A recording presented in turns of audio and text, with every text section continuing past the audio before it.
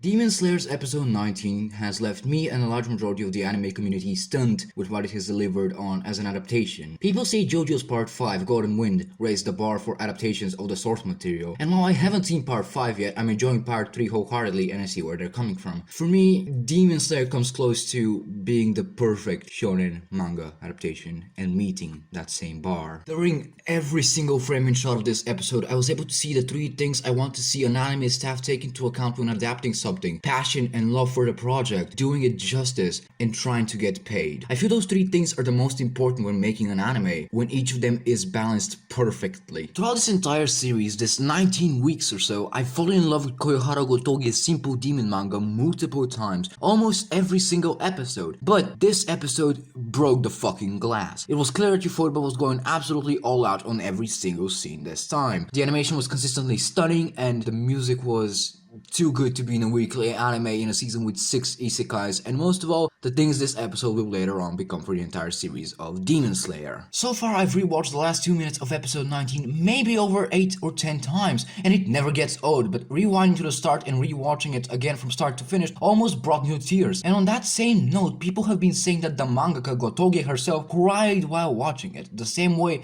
Kohei Hirokoshi burst into tears when Todoroki vs. Deku got adapted. A part of what makes Demon Slayer so good shines the most here. It's grounded to reality. For example, this scene. The camera is jumping around a lot, following Tanjiro as he uses his Dance of the Fire God breathing, or whatever you want to identify it as at the moment. Now, imagine what would happen if we removed the flame. It looks achievable by a normal person. There's no badass, but still impossible stunts like in Naruto vs Sasuke in episode 134. There's no Senbon Sakura like in Ichigo vs Byakuya. Demon Slayer is more simple than that, and it makes it 10 times better overall. The spectacular showcase of a worm throwing a pebble at a human was also great, Tanjiro being the worm and Rui being the human. Kind of ironic, but roll with it. Imagine though, one of the 12 fucking moons, one of the 12 strongest demons behind Muzan in the world, beaten by a guy of Tanjiro's rank. Even I at first thought it was poorly written, thinking this weak ass kid won because Rui needed to die here. But nope, Tanjiro trained harder than anybody and will continue to do so, growing so much that at the current latest chapter, Rui would be no more dangerous than,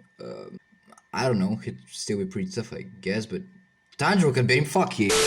But anyway, I wanna end this video by saying that, and I'll keep saying it as many times as humanly possible, this series means a lot to me. Through every single character, through every single chapter, it just never bored me. It kept me reading, it kept me engaged even though I keep forgetting everyone's names. But even then, I still love Demon Slayer.